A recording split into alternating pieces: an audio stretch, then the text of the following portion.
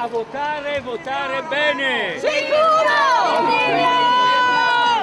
Silvio Berlusconi in piazza dei Frutti a Padova è praticamente il nuovo predellino. La sua discesa in campo è circondato dalla gente e dai suoi candidati per le elezioni del 31 maggio. Ed è proprio per Luca Zaia, sostenuto da Forza Italia, che Berlusconi ha speso le sue parole migliori. Io l'ho avuto mio ministro per diverso tempo.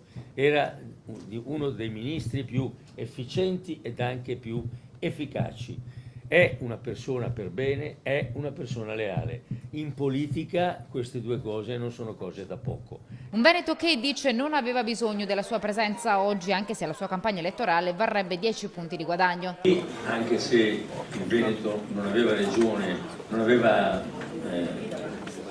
bisogno di una mia presenza incentivante del voto, perché tutti i sondaggi ci danno prevalenti sulle altre liste.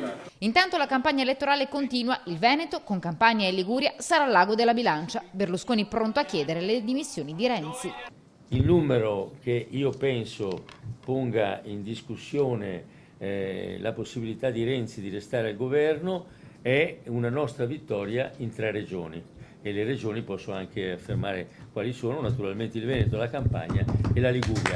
Credo che se questo accadrà saranno i suoi stessi compagni di partito che gli imporranno di dimettersi.